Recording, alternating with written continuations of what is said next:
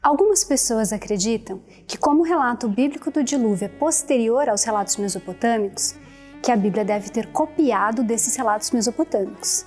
Mas será que essa é a única interpretação possível? De todos os relatos mesopotâmicos do dilúvio, o que a gente vai olhar mais de perto e fazer uma comparação com a Bíblia é o Épico de Gilgamesh. Bem-vindos a mais um episódio do MAB Cultura.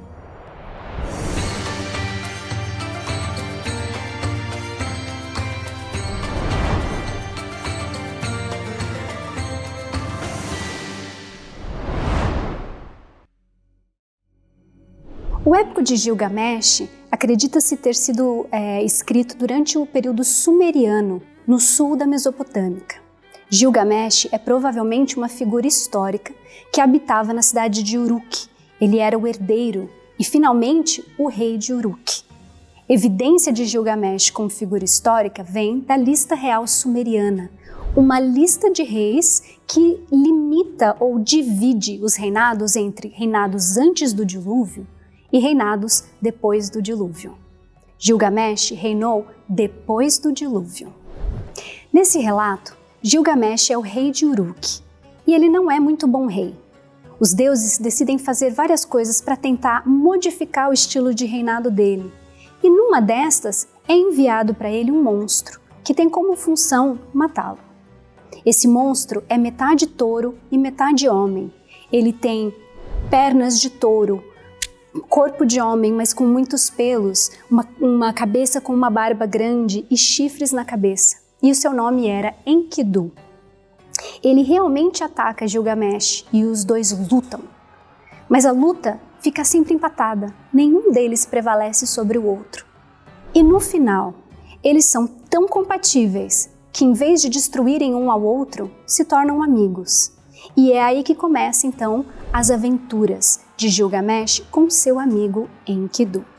Eles fazem muitas coisas juntos, vão a muitos lugares e vivem muitas histórias. Mas eventualmente um dos deuses envia alguém para matar Enkidu, porque não conseguem matar Gilgamesh. Enkidu morre e Gilgamesh percebe a sua própria mortalidade. Aquilo o abala muito e ele começa uma busca pela vida eterna. É nesse momento que ele é direcionado a um homem que sobreviveu o grande dilúvio. Seu nome, Utnapishtim. Gilgamesh vai até Utnapishtim para perguntar para ele como ganhar a vida eterna, assim como Utnapishtim ganhou. E Utnapishtim conta para ele a história do dilúvio. O Épico de Gilgamesh consiste de 12 tabletes de argila, inscritos com todas essas histórias de Enkidu e Gilgamesh e também do dilúvio. A história do dilúvio, recontada por Utnapishtim, é uma das últimas e se encontra no tablete 11 do Épico de Gilgamesh. Utnapishtim então conta para ele que os deuses se incomodaram com o barulho que a humanidade fazia e decidiram destruir todas as pessoas. Utnapishtim conta que veio do céu o deus Ea, que não concordava com essa destruição dos deuses. E ele conta para Utnapishtim o que fazer, instrui ele a construir um grande barco, a colocar nesse barco sua família, seus bens, animais e também artesãos e outros trabalhadores, para que esses todos pudessem sobreviver ao dilúvio. O barco de Utnapishtim tem 7 andares e ele é no formato de um zigurate, aquelas torres da Mesopotâmia antigas que são em degraus. Utnapishtim entra no barco com todas essas pessoas e eles ficam lá dentro durante o dilúvio, uma tempestade que dura 6 dias. No 7º dia, eles estão todos com tanto medo que diz o relato que até os deuses que tinham enviado a destruição tremeram. Passados 7 dias depois do fim da tempestade, Utnapishtim abre uma janela e liberta uma pomba. A pomba voa, dá uma volta, mas não tendo onde pousar, volta para o barco de Utnapishtim. Depois de mais um tempo, ele solta uma andorinha. Essa também circula, mas não vê onde pousar e volta para o barco. Depois ele envia um corvo. Quando ele envia o corvo, este circula, mas não volta. E Utnapishtim assume que as águas secaram.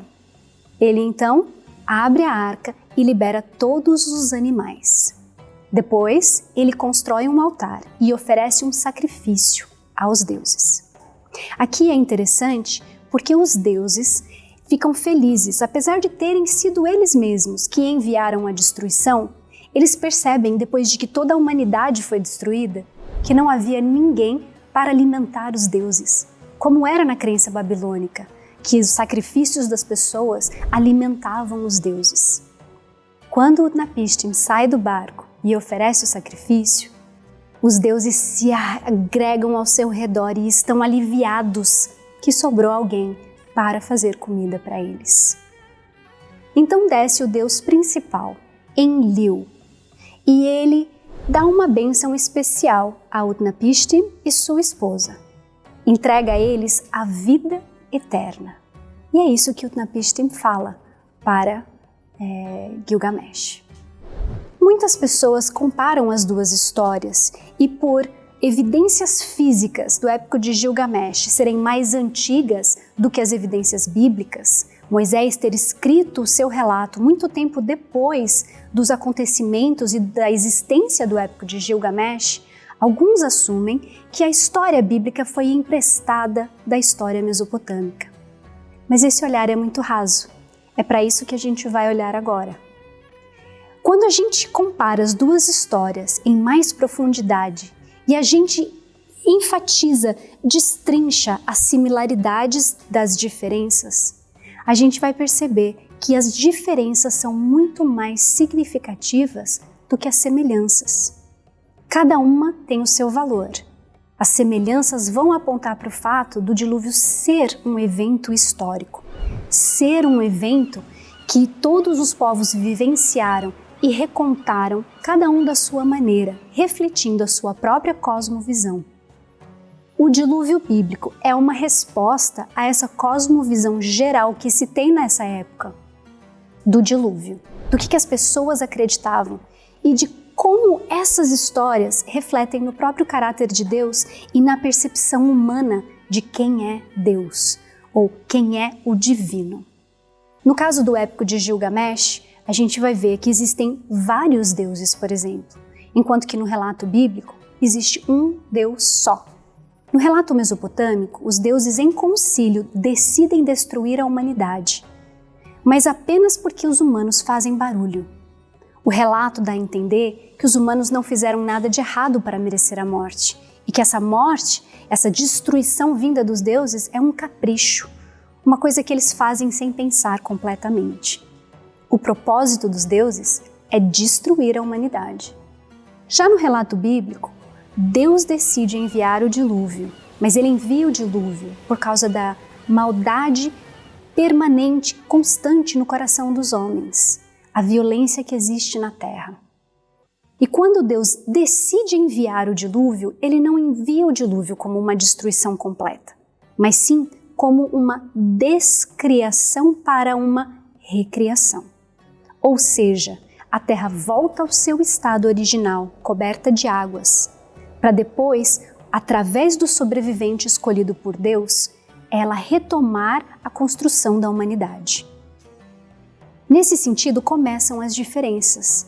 Uma das diferenças também principais sendo que no relato de Gilgamesh, o dilúvio é enviado para a destruição e o herói, Utnapishtim, é salvo porque Ea, um dos deuses mesopotâmicos, tem favor por ele, gosta dele de maneira especial e decide ir contra o concílio de deuses para salvá-lo, dando a ele instruções de como construir o barco e como salvar os animais, algumas pessoas, a sua família e os seus bens desta grande destruição.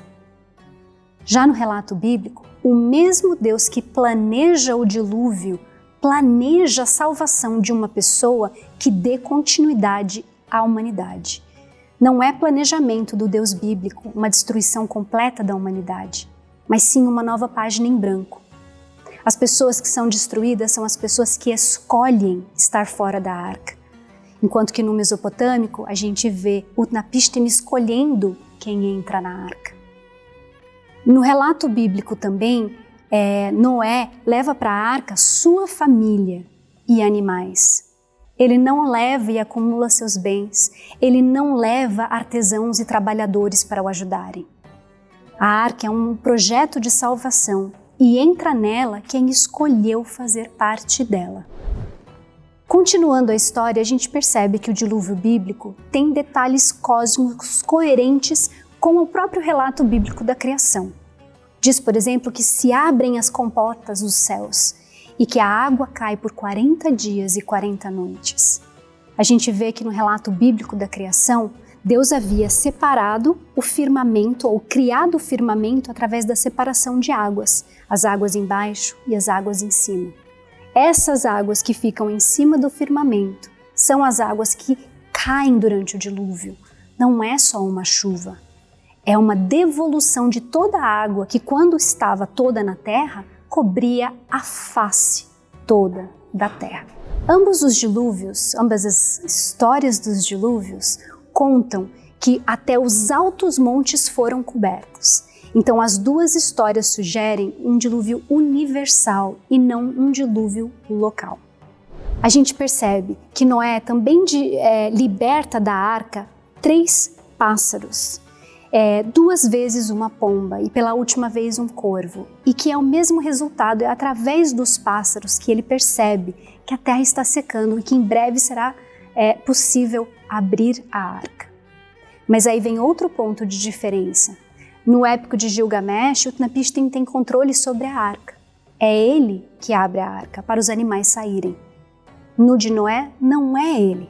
A arca está sob proteção divina. É tanto Deus que fecha a porta, quanto é ele que abre a porta no momento certo. É ele que traz os animais e é ele que solta os animais, mostrando uma soberania divina e uma organização dessa divindade que é coerente com o que está acontecendo. A gente percebe no épico de Gilgamesh que os deuses ficaram arrependidos da destruição que fizeram quando perceberam que não tinha ninguém para trazer alimento para eles. Eles não pensaram muito sobre essa destruição. Enquanto no relato bíblico, Deus cuida de todas as necessidades de Noé. Isso leva a gente à parte finalzinha, onde a gente vê o momento do sacrifício e da bênção divina, tanto sobre Utnapishtim e sua esposa, quanto sobre Noé e sua família. Olhando para o relato de Gilgamesh, a hora em que Utnapishtim oferece o sacrifício, os deuses se agregam ao redor dele, aliviados que há comida para eles. A percepção do sacrifício de Utnapishtim é de um favor que ele faz para os deuses. Ele se mostra necessário para os deuses. E ele faz aquilo como uma maneira também de controlá-los, de apaziguá-los, para que não fiquem tão bravos que ele sobreviveu. E funciona. O homem nesse relato é o centro, é quem está no controle dessa situação, porque apenas com um sacrifício ele conquista esse favor divino. E como recompensa por ter sobrevivido, apesar de essa não ter sido a intenção dos deuses no começo da história, ele e sua esposa recebem a vida eterna. Olhamos agora para o relato bíblico. No relato bíblico, a gente vê um sacrifício que é um agradecimento da salvação que veio da mão de Deus. Noé não está oferecendo para Deus algo. Noé está agradecendo pelo que Deus deu para ele, a sua vida. E ele também é recompensado com uma bênção. Mas a bênção de Noé vem na forma de uma bênção para toda a humanidade que segue. Não é uma bênção limitada a Noé e sua esposa ou Noé e sua família.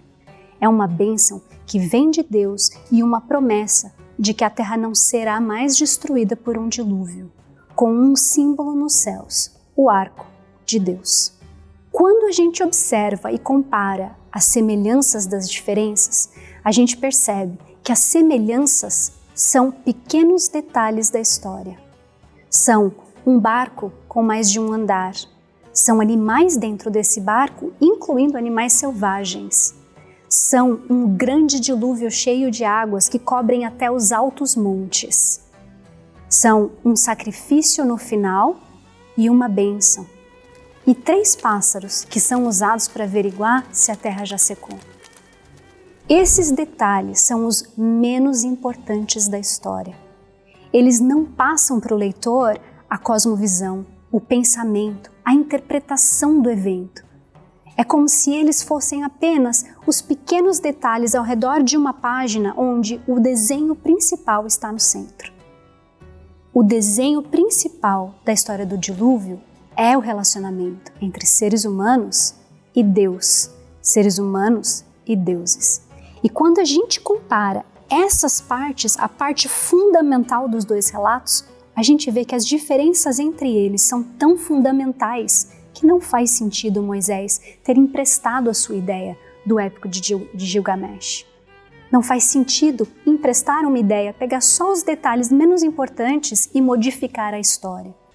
O que ele faz é reinterpretar um evento histórico, mostrando a cosmovisão verdadeira do relacionamento entre homem e Deus.